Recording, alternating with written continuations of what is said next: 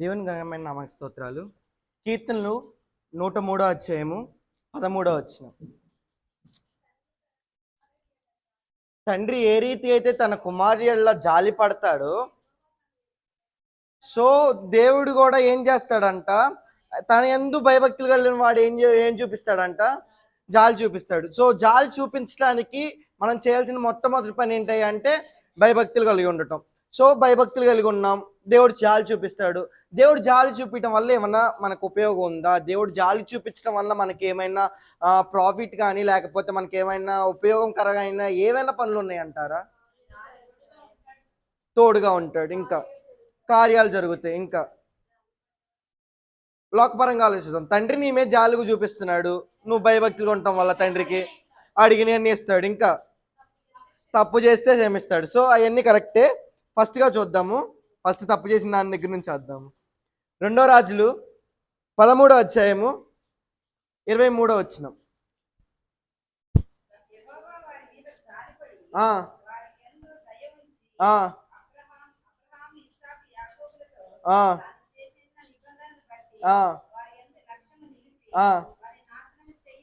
వాళ్ళని నాశనం చెయ్యనొల్లక, ఎప్పుడైనా ఎవరైనా కుమారులు తప్పు చేస్తే ఏదో ఇంటి మీద కీడు తీసుకొచ్చి పెడితే తండ్రి ఏం చేస్తాడు? కొడతాడు. ఫస్ట్ కొట్టి పిచ్చగొట్టుడు కొట్టి తర్వాత ఏం చేస్తాడు? ఇంకా వాడిని ఏదో ఒకటి చేయాలన్న కోపం మీదే ఉంటాడు. కానీ ఒక్కసారి వాడి వైపు చూసగానే ఏమొచ్చిద్ది? జాలి వచ్చిద్ది. సో చేసిన తప్పునంతా ఏం చేస్తాడంట? ఇంట్లోంచి బయటికి పంపించారా?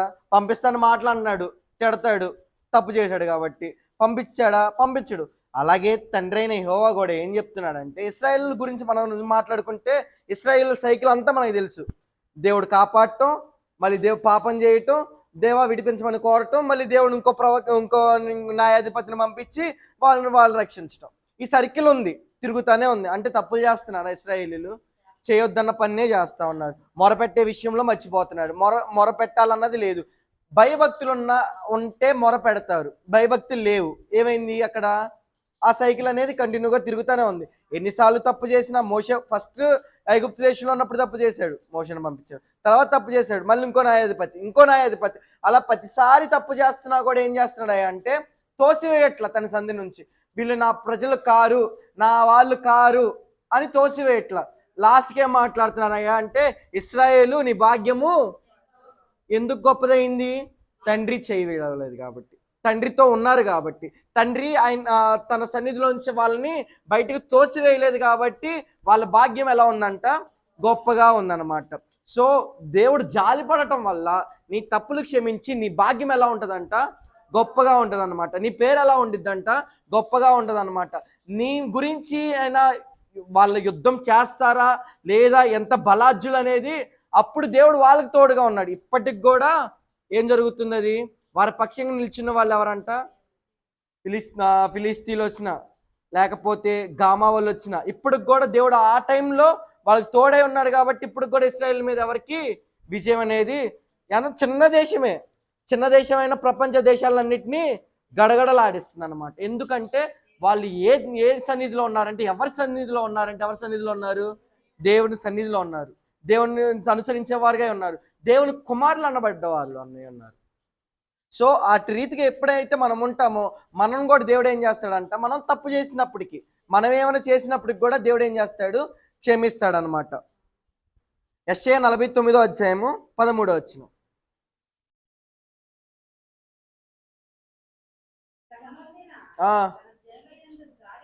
ఓకే ఓకే ఇప్పుడు నువ్వు శ్రమలు పడుతున్నావు. నీ శ్రమలు బట్టి దేవుడు ఏం చేస్తాడంట? నీ మీద జాలి పడతాడు.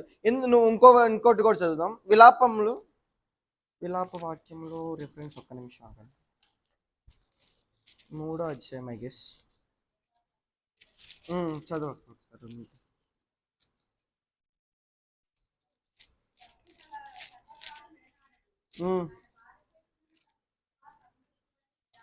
సో ఆయన ఒకవేళ మనల్ని బాధ పెట్టినా, మనకి ఆయన శ్రమలు పెడతాడు, ఆయన బాధలు పెడతాడు. అక్కడ ఏం మాట్లాడాడు? ఆయన ఒకవేళ బాధ కలిగించినప్పటికీ దేవుడు బాధ కలిగిస్తాడంటారా లేదంటారా?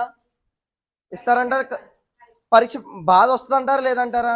శ్రమలు వస్తాయి అంటారా లేదంటారా? ఖచ్చితంగా శ్రమలు అనేవి, బాధలు అనేవి క్రైస్తవ జీవితంలో ఉంది, జనరల్గా బతుకుతున్న ప్రతి మనిషి జీవితంలో కూడా శ్రమ చూడక దాటిన వాళ్ళు ఏదో అంటారు కదా, ఒళ్ళు తడవకుండా సముద్రాన్ని దాటొచ్చుతేమో కానీ కళ్ళు తడవకుండా అంట ఏదో సాగరాన్ని దాటలేరంట, ఏదో సాగరం. సో ఎవరొకళ్ళు ఏ విషయంలో అయినా ఎక్కడో చోట బాధపడాల్సిందే, బాధలు పొందాల్సిందే, శ్రమలు పొందాల్సిందే, ఇబ్బందులు రావాల్సిందే, ఏదైనా కష్టాలు రావాల్సిందే, ఏదైనా దీని నుంచి దాటాల్సిందే. సో దేవుడిని నమ్ముకున్నా మాకు ఇంకా శ్రమలు వస్తున్నాయి అంటే ఖచ్చితంగా వస్తాయి. దేవుడిని నమ్ముకున్న ఇంకా విభేదాలు ఉన్నాయంటే వస్తాయి. దేవుడు నమ్ముకున్నా కూడా నేను ఇంకా మాలో స్థిరంగా లేమనుకున్నా కూడా ఉంటాయి. ఎందుకంటే దేవుడే కలిగిస్తున్నాడు. నీ నీ నీ వరకు ఎంతున్నా నిలకడగా ఉన్నావు. ఏమన్నా వస్తే ఇప్పుడు పేతురు గారు నడిచారు, పేతురు గారు పరీక్షించడానికి వచ్చినాయి. మునిగిపోవటం శ్రమే కదా, మునిగిపోతున్నాడా లేదా?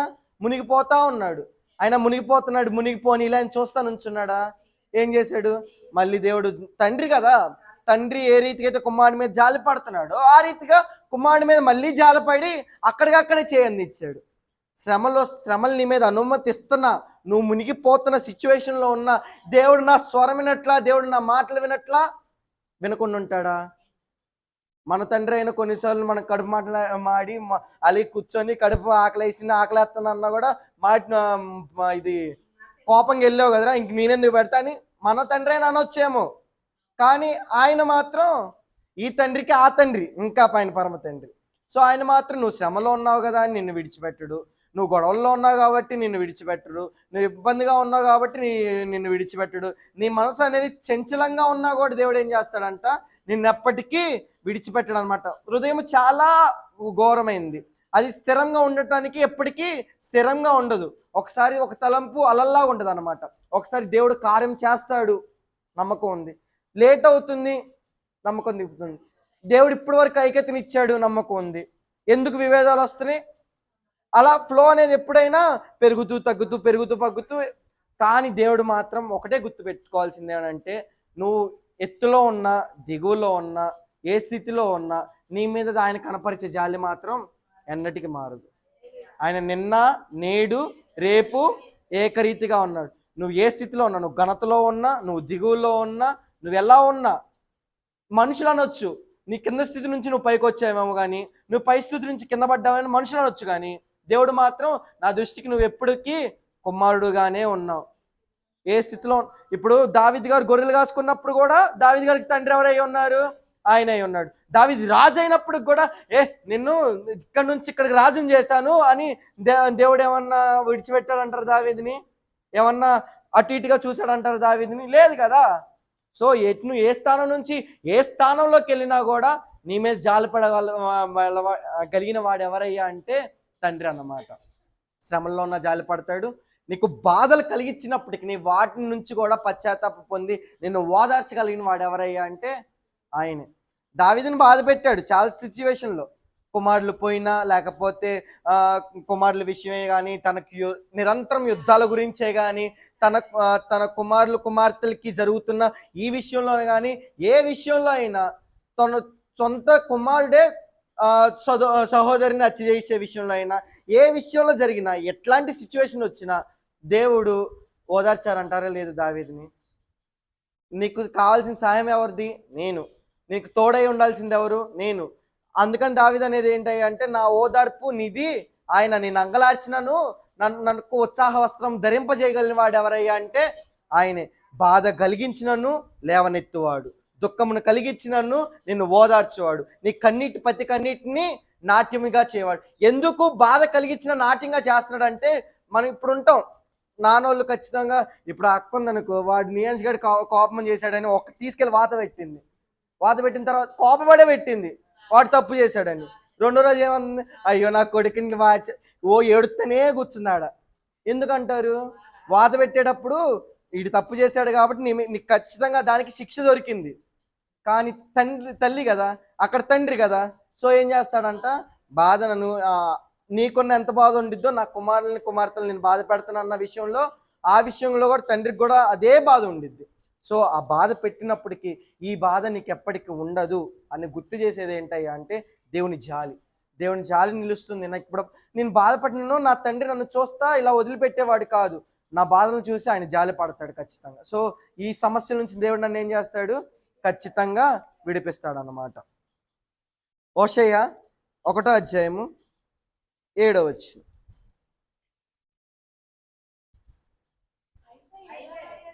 ఉమ్, ఆ, ఆ, ఆ, ఆ, చదువు. ఉమ్. సో ఆయన జాలి పడ్డాడు. జాలి దేనికి ప్రీక్వల్ అయిందయ్యా అంటే యోధా వాళ్ళందరినీ రక్షించడానికి కృపపడ్డది అనమాట. సో ఇక్కడ ఆయన పడే జాలి ఏం చేస్తుందయ్యా అంటే నిన్ను రక్షిస్తుంది. ఏ విధంగా రక్షిస్తుంది? నీ పాపాల నుంచి రక్షిస్తుంది. ఏ విధంగా రక్షిస్తుంది? ఈ లోక ఆశల నుంచి రక్షిస్తుంది. ఏ విధంగా రక్షిస్తుంది? ఈ లోక శ్రమల నుంచి రక్షిస్తుంది. ఏ విధంగా రక్షిస్తుంది? దుష్టుడు అంటే ఏం చేస్తున్నాడు అంటే దొంగలాగా తొంగి ఉన్నాడు. మనం కీర్తనలు మొత్తం మాట్లాడుకుంటే దావీదు గారు బాగా మాట్లాడే విషయాలు ఏంటంటే నా శత్రులు నా కొరకు వలలు చిక్కి ఉన్నారు, ఉరిలొడ్డి ఉన్నారు, చాలా కష్టాలు దాక్కొని నా కొరకు ప్రమాదం వేచి ఉన్నది. ఆయన కీర్తనలు ఎన్ని చదివినా కూడా ఏ మాటలు ఉంటాయి.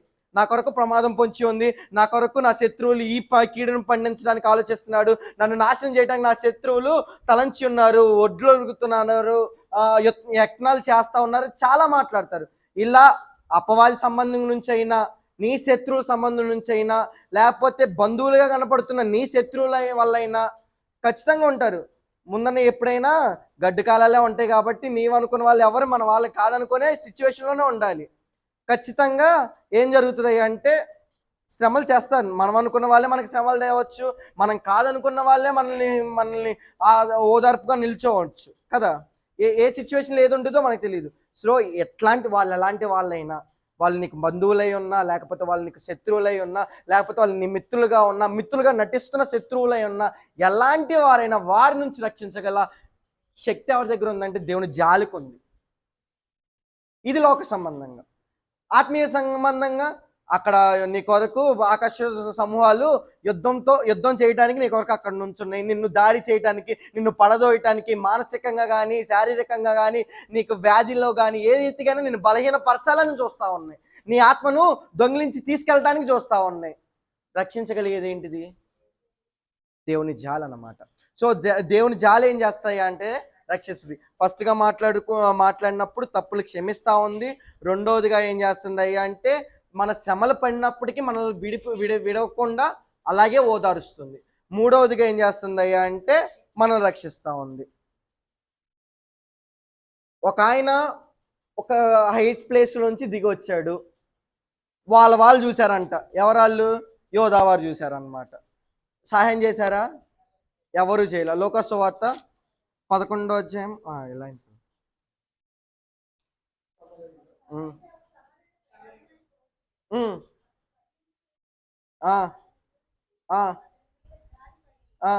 ఫస్ట్ సమరయుడు కాకుండా దాని ముందుకు వెళ్ళి ఎవరెవరు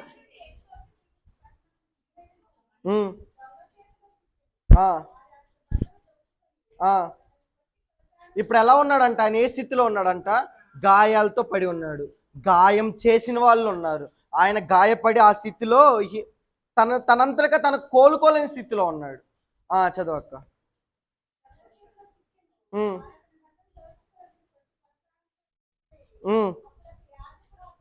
ఫస్ట్ యాజకుడు వచ్చాడు అనమాట. యాజకుడు ఏమైనా చేశాడా? లేదు. లేవీళ్ళు వచ్చాడు, పక్కగా వెళ్ళిపోయాడు. ఒక్క సమరీయుడు వచ్చి మాత్రం ఏం చేస్తున్నాడంట? ఫస్ట్ ఏం చేశాడయ్యా అంటే అతను చూచి ఏ స్థితిలో ఉన్నాడు? తను లేవగల స్థితిలో ఉన్నాడా? పేతురు గారు పడిపోతూ ఉన్నారు. తను లేపుకోగలడా? లేడు, పడిపోయి ఉన్నాడు. తను కోలుకోలేని స్థితిలో ఉన్నాడు. ఎవరి సహాయము తన చెంతకు కూడా చేరట్లా. అంటారు కదా, అందరున్న ఏకాకినై ఉన్నాను, ఒంటరి పక్షిగా వల్లే ఉంటాను. మన పాటలు బాగా పాడతాం కదా. ఇంటి మీద ఉన్నదా ఒంటరి పక్షి. ఎంతమంది లోకంలో ఎలా ఉన్నా కూడా ఒంటరిగా ఉన్నాను, ఏకాకినై బతుకుతున్నాను, ఏ కాకిలా జీవిస్తున్నా అన్న పాటలు మనం తరచుగా పాడే మాటలు. తరచుగా ఎందుకు వాడుతున్నావు దాన్ని అంటే ఎంతమందిలో ఉన్నా కానీ నీకు సహాయం దొరకదు, ఎంతమందిలో ఉన్నా కానీ నిన్ను ఆదరించేవారు ఎవరు ఈ లోకంలో లేకపోయి ఉండొచ్చు. ఆ మంచి సమయుడు ఏం చేస్తున్నాడంట? నీ స్థితిని చూస్తూ ఉన్నాడు. నీ స్థితిని చూసి ఏం చేస్తున్నాడు? నువ్వు కోలుకోగలవా? నీకు ఎవరైనా సహాయం చేస్తున్నారా? సహాయం చేశారా? లేరు. ఎవరైనా మాట సాయం కానీ చేదోడు కానీ ఎవరైనా ఇచ్చారా? లేదు. ఫస్ట్ నీ సిచ్యువేషన్ చూస్తున్నాడు.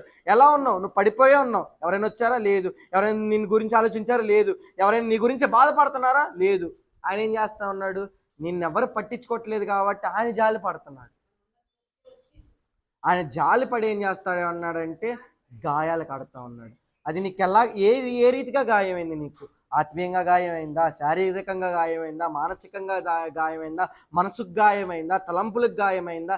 ఎలాంటి గాయమైనా ఫస్ట్ ఏం చేస్తున్నాడు అంటే నిన్ను చూచి ఆయన కడుతున్నాడు, నిన్ను నిలబెడుతున్నాడు. పడిపోయిన శిథిలమైన వాటిని సైతము కట్టగల దేవుడు, శిథిలమైన ఉన్న వాటిని కూడా నిర్మాణంగా చేయగల దేవుడు.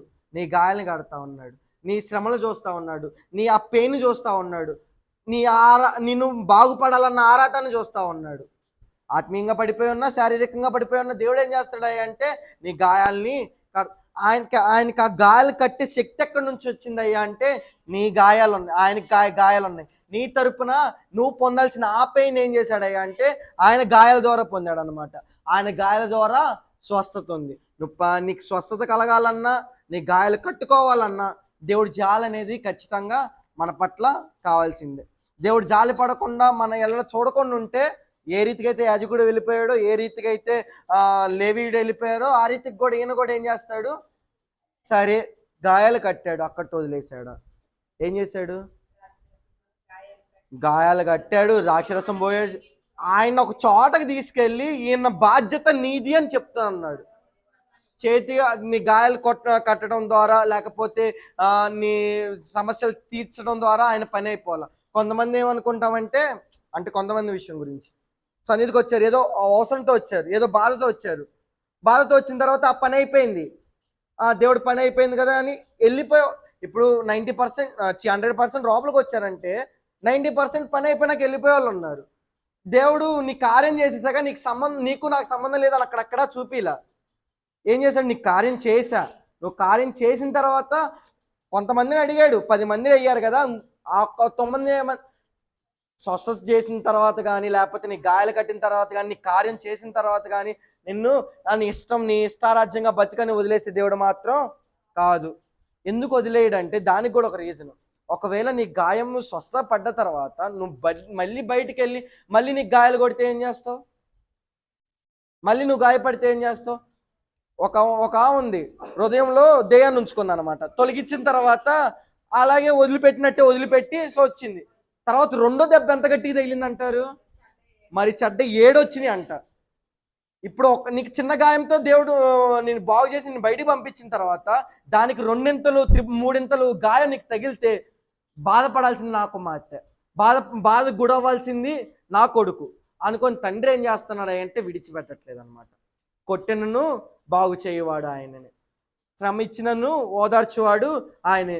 నీ గాయాలు కట్టిన తర్వాత నిన్ను విడిచిపెట్టేవాడైతే కాదు. నీ పని అయిపోయిన తర్వాత నిన్ను తోసివేసేవాడు ఎన్నటికీ కాదనమాట. నువ్వు వెళ్ళిన తర్వాత కూడా నీకు ఆ సమయంలో అతని క్షేమ సమాచారాల గురించి వాళ్ళకి బాధ్యత అప్పగించాడంటే ఏంటి అర్థం అంటే నీ గురించి ఆలోచిస్తున్నవాడు, నీ గురించి రెస్పాన్సిబిలిటీ తీసుకున్నవాడు ఆయన అనమాట, తండ్రి. సో ఈ జాలి వల్ల ఏం జరుగుతుంది అంటే గాయాలు కట్టడం అనేది జరుగుతూ ఉందన్నమాట. ఎలాంటి గాయమైన దేవుడు ఏం చేస్తానంట? దేవుడు కడుతున్నాడు. యోనా 4వ అధ్యాయము 2వ వచనం.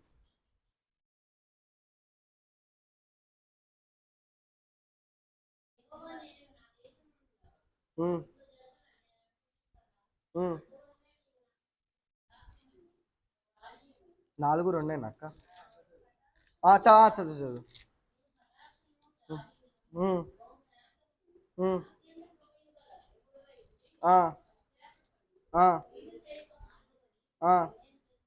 సో దేవుడు ఏం చేస్తాడంట? కీడు చేయటం మానుకుంటాడు అనమాట. దేన్ని బట్టి అంటే ఆయనకున్న జాలిని బట్టి. స్టార్టింగ్లో మనం చదివాం కదా, నీ కృపను బట్టి, నీ జాలిని బట్టి, నువ్వు లాస్ట్లో నీ కటాక్షను బట్టి నువ్వు లాస్ట్లో ఏం చేస్తావు? కటాక్షం ఎలా వస్తుంది? అతన్ని కటాక్షించి జాలిపడ్డా అన్నమాట ఎస్ఏలో మనం చదువుతూ ఉంటాం అనమాట. కటాక్షించి జాలిపడ్డా. సో నీ మీద జాలి పడుతున్నాడంటే ఆటోమేటిక్గా డబుల్ ఇంప్లైస్ దేంట్లో ఉంది? కటాక్షం కూడా ఉంది. సో ఆ కటాక్షం ఉన్నంటే జాలి ఉన్నట్టే. సో ఆ జాలి కటాక్షం వల్ల ఏం చేస్తున్నాడు అంటే నీ మీదకి రావాల్సిన గొప్ప ఉపద్రవాన్ని తీసేస్తా ఉన్నాడు అనమాట. ఎందుకు వస్తుంది ఆ ఉపద్రవం అంటే, తెలిసి చేశారా, తెలియక చేశారా, తెలిసినా కూడా ఏం చేస్తారు, ఏమైద్దే అన్న ధైర్యంతో చేశారా అన్నది వాళ్ళ నిమ్రోధు కట్టించిన ఆ గొప్ప పట్టణం వాళ్ళకి తెలియాలి. ఆ గొప్ప పట్టణం నేను ఎంత గొప్పగా ఉన్నానో అనుకొని ఉండి భావించి నన్ను ఎవరేం చేస్తారన్న ధీమాతో వెళ్ళిందో, లేకపోతే గొప్ప వేటగాడు కట్టించిన పట్టణం మాది అని చెప్పేసి అన్నంత గర్వంలో ఉందో తెలియదు. కానీ పాపం మాత్రం ఏం చేస్తా ఉన్నారంట, విస్తరించి ఉందన్నమాట ఆ పాపంలో. నిలువలో ఎందుకు నాశనం చేయాలనుకున్నాడు దేవుడు? వాళ్ళు దుర్మార్గత ఉంది, వాళ్ళ ఇష్టానుసారంగా ఉన్నారు, మాట వినే వాళ్ళే ఉన్నారా? లేరు. ఎప్పుడైతే తమ తమ స్వభావాన్ని మార్చుకొని ఎప్పుడైతే వాళ్ళు దేవుడిని అడిగారో, దేవుడికున్న ఫస్ట్ అండ్ ఫార్మోస్ట్ క్వాలిటీ ఏంటంటే కనికర సంపన్నుడు. ఆయన కనికరం ద్వారా జాలిపడి ఏం చేస్తాడంట, కావలసిన దోషములు కానీ, కీడులు కానీ, ఉపద్రవం నుంచి కానీ నిన్ను రక్షిస్తాడనమాట. నీ మీదకి విలేచువారు అనేకులు, వారు నీకన్నా బలవంతులై ఉన్నారు, నీకన్నా అనేకమైన స్థితిలో ఉన్నారు. నీ గుంపు చిన్నది, ఏ రీతిగా నువ్వు పోరాడగలవన్న దానికి నా జాలి నీకు తోడుంది. నీ మీద ఎంత గొప్ప ఉపద్రవం లేచిపడినా వాళ్ళని చదును భూమిగా నేను మార్చగలనని దేవుడు సెలవిస్తా ఉన్నాడు అనమాట. సో ఉపద్రవం నుంచి అయినను దేవుడు ఏం చేస్తాడంట, కీడుకు చేయకుండా రక్షిస్తాడనమాట. మీకా 7వ అధ్యాయము 19వ వచనం.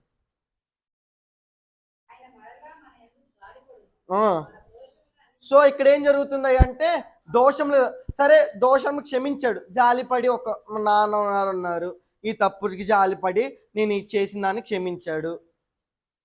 మన నాన్న వాళ్ళు కానీ, మన అమ్మ వాళ్ళు కానీ, అరే నువ్వు ఆ రోజు అది చేసావురా, అప్పుడు నిన్ను కొట్టారా అని మళ్ళీ ఏం చేస్తారు, ఏ దోషం చేసావో దాన్ని మళ్ళీ ఎత్తి చూపించి గట్టి గుచ్చు, ఎక్కడ దెబ్బ తగలకూడదు అక్కడే దెబ్బ తగిలిచ్చి మళ్ళీ మళ్ళీ గుచ్చు చెప్తారు.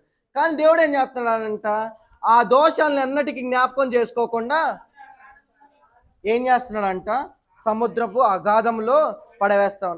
సో నువ్వు ఈ దోషం చేసి నేను క్షమించబడిన దేవుడిని అడిగినప్పుడు, మళ్ళీ ఇంకోసారి వచ్చినప్పుడు దేవుడు ఏం గుచ్చే టైపు కాదు, అరే ఆ రోజు ఆ దోషం చేసి అప్పుడు కూడా క్షమించమని అడిగా, సరే దేవుడికి రెండోసారి క్షమిస్తాడని మూడోసారి చేసుకొని వస్తావా అన్నాం కదా, ఇంకా శాశ్వతంగా వదిలేస్తా ఉంటాడు అనమాట. సో దేవుడు నీ దోషాలను సముద్రంలో వేస్తున్నాడు, కరెక్టే, రిపీట్ చేయకుండా ఉండాల్సిన బాధ్యత ఎవరిది? మంది. సో దోషాలను దేని చేత దేవుడు సముద్రంలో పడేస్తున్నాడు అంటే ఆయన జాలి ద్వారా. దాని అన్నిటికీ మళ్ళీ ఆ దోషం సంబంధించిన ఆ శిక్ష కానీ, ఆ క్షమాపణ కానీ అప్పుడుతో అయిపోయింది. ఇంకా ఫ్యూచర్లో ఎప్పటికీ దేవుడు దాని గురించి నిన్ను నిందించడు. తీర్పులో కానీ దాని గురించి దేవుడు నిన్ను అడగడు. లేకపోతే నిన్ను శిక్షించాల్సిన విధిలో గురించి గుర్తు చేసి మరి దేవుడు మాట్లాడ్డానమాట. సో అది ఎక్కడ దేన్ని బట్టి జరుగుతుంది అంటే ఆయన జాలి ద్వారా జరుగుతూ ఉందన్నమాట. లాస్ట్గా పాపాత్మరాలని స్త్రీ వచ్చింది, అక్కడ కూర్చుంది, కడుగుతా ఉంది. ఉన్నాడా? శిష్యుడు ఉన్నాడుగా. ఏం చేశాడు? వాటర్ ఇచ్చాడా? తుడుచుకోవడానికి ఏమైనా ఇచ్చాడా? లేకపోతే ఏమన్నా దేవునికి సంబంధించింది ఏమైనా చేశాడా? చేయలేదు. కన్నీటి కాస్తా ఉంది. తన ఈ స్త్రీకి ఏదైతే ఒక గర్వకారణంగా ఉందో ఆ దాన్ని ఏం చేస్తుందంట, ఆయన పాదాల చెంత పెట్టిందన్నమాట. అంత పెట్టింది తనను చూసి దేవుడు జాలిపడి ఏం చేస్తా ఉన్నాడయ్యా అంటే, ఈమె విస్తారంగా 7:47 లోకస్వార్త, ఆమె యొక్క విస్తార పాపములు క్షమింపబడ్డాయి అన్నమాట. సో దేవుడు మనల్ని క్షమించే ముందల, మన ఎడల జాలిపడే ముందల ఇంకో విషయం ఏంటయ్యా అంటే, భయభక్తులతో పాటు నువ్వెంతగా ప్రేమిస్తున్నావు, ఎంత ప్రేమ నా మీద చూపిస్తున్నావు. సరే, దేవుడి మీద చూపించే ప్రేమ ఒకటి, దేవుడు మాట మీద చూపించే ప్రేమ కూడా ఉండాలి, అంతే కదా. దేవుడు ఒక మాట చెప్పాడు, నన్ను ఎలా ప్రేమిస్తున్నావో నీ పొరుగు వాళ్ళని కూడా ఆ రీతిగానే ప్రేమించాలి. దేవుని మాట ప్రేమించాలి, దేవునితో పాటు దేవుని మాట ప్రేమించాలి, దేవుని మాదిరిగా చూపించిన విషయాలను ప్రేమించాలి. దేవుడు ఏదైతే తెలియజేస్తాడో ప్రేమించడం అంటే ఏంటయ్యా అంటే, మనం 1 కొరింథీ 13 మొత్తంలో చదువుతాం. ఏం చదువుతాం? అపకారం మనసులో ఉంచకూడదు, ఈ త్వరగా కోపపడకూడదు, కప్పుకో దాన్ని అతిక్రమలు కప్పేసి దాచిపెట్టాలి, చేసిన తప్పులను దాచిపెట్ట, ఇలా చాలా విషయాల్లో ఆయన మొత్తం చెప్పాడు. ఒకవేళ ఆ ప్రేమ లేకపోతే ఏమైందంట, దేవుడు జాలి ఉన్నా కూడా వ్యర్థమే. నీకు ప్రేమ లేకుండా ఆయన అంతా జాలిపడి నేను లేపాలనుకున్నా నీకు వరాలు ఇచ్చాడు. అక్కడ మాట్లాడుకున్నప్పుడు ఆయన జాలిపడే వరాలు కూడా ఇచ్చాడు. అంటే ఏ వరాలు? దేవదూత మాట్లాడే వరాలు ఇచ్చాడు. ఆ కలల భావం చెప్పే వరాలు ఇచ్చాడు. దేవదూతలతో సైతం సంభాషించగల ఇది ఇచ్చాడు. ఎంతో ఆస్తిని ఇచ్చాడు. పేదల పోషణ కొరకు నువ్వు ఇచ్చే స్థితిలో నిన్ను ఉంచాడు. ఇవన్నీ ఉన్నా కూడా ప్రేమ లేకపోతే ఏమైందంట? సో దేవుడు జాలి పడినా కూడా యూజ్ ఉండదు. సో దేవుడు జాలి నిలవాలంటే నీలో ప్రేమ ఉండాలి. సో లాస్ట్ వచ్చేసరికి ఏం జరుగుతుందయ్యా అంటే, ఆయన జాలి ఏం చేస్తుందయ్యా అంటే నీ పాపాలను క్షమిస్తుందా. దావీదు విషయం గురించి మనం మాట్లాడుకున్నప్పుడు ఏమైంది? ఆయన జాలి వలన ఎక్కడైతే వాళ్ళ అన్నదమ్ములు తృణీకరించారు, తండ్రి కూడా వాడి కడపటి వాడికి అసలు వాల్యూ లేదు అన్నట్టు మాట్లాడు కదా. 6గురిని చూపించాడు. వీడు బలాజ్యుడు, వీడు అది చేస్తాడు, ఇది చేస్తాడు, వీడు పోరాటంలో యోధుడు, అభినాదాం కానీ షమ్మ కానీ వీళ్ళందరినీ చూపించి వీళ్ళు పెద్ద వీరులు, యుద్ధ సూర్యులు అని మాట్లాడు. లాస్ట్గా వాడి గురించి ఆడినప్పుడు తండ్రి ఏలికి లేకుండా పడేసాడు. ఏంటి ఆడు కడవాడు, ఆడ గొర్రెలు కాసుకున్న. సో తండ్రి తరపు నుంచి కానీ ఎటువంటి సపోర్ట్ లేదు, ప్రేమ లేదు.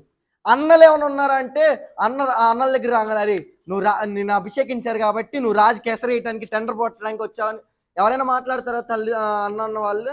అంటే అలా అన్నలకు కూడా ఏమైంది?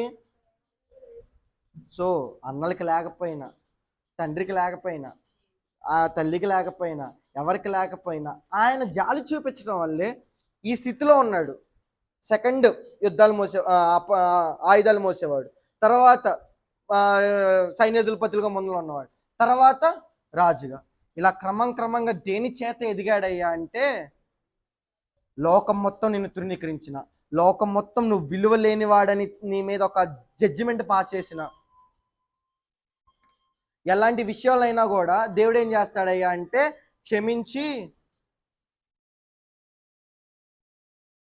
నిన్నేం చేస్తాడయ్యా అంటే క్రమంగా దేవుడు ఏం చేస్తాడు, నిన్ను నూతన స్థితిలోకి, నూతన ఒక అందరికీ నిన్ను తలెత్తి చూసుకునే వాడిగానే దేవుడు ఉంచుతాడు అనమాట.